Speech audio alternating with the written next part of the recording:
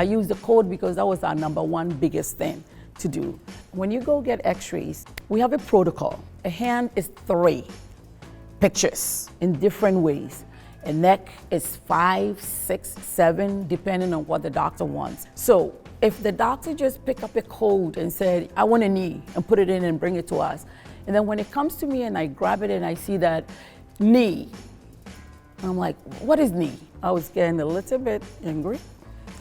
The patient is bad. You know, the system wasn't working correctly. So what we did was we went down to the team and then we said, okay, it was about 5 people. What do you guys think we should do to make this job more efficient?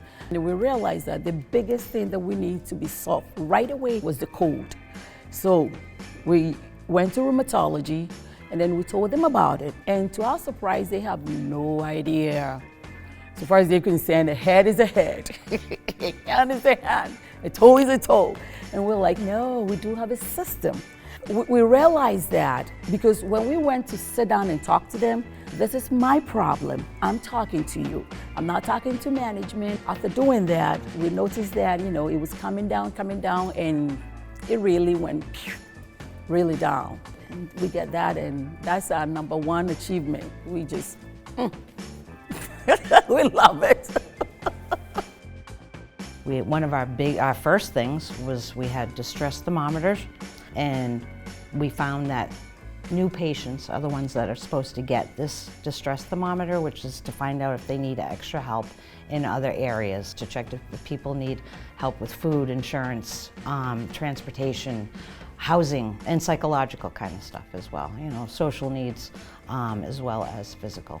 They started changing the way that they scheduled new patients, and then we weren't tracking the patients and we were losing track of them. So we didn't know how big of a deal it was until Michelle actually kind of brought it to our attention that we all of a sudden, our number got really low. We were in the 50s, I think, and this is really important for everybody to do no matter what. So we started a system of putting new patient to clinic, but follow up to inpatient. So we started to complete it again and then get it into their charts. And I think we were in the 90s. The last time it was checked, I think we were in the 90%. So we bumped way up. More people are being screened. They're not being lost. People are letting us know if they need help as well because they wouldn't have asked. It was great because everybody had a say in something and everybody felt so good waiting for those numbers because we all knew that we were doing the work. And it's like, what's our percent now? Did we go up? Did it get bumped up? Are we doing it? It was a huge goal. Huge goal and very satisfying.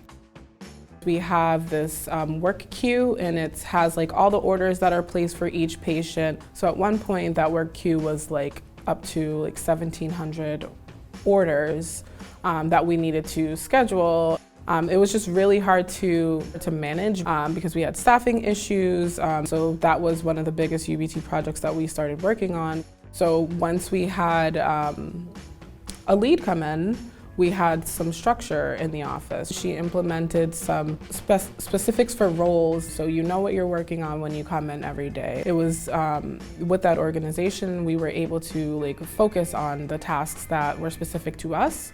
And once that organization was set in the office, everything else just kind of fell into place. We were able to get that from 1,300 in January down to 42 as of this morning. We're calling these patients who were supposed to be here 2 years ago for their follow-up.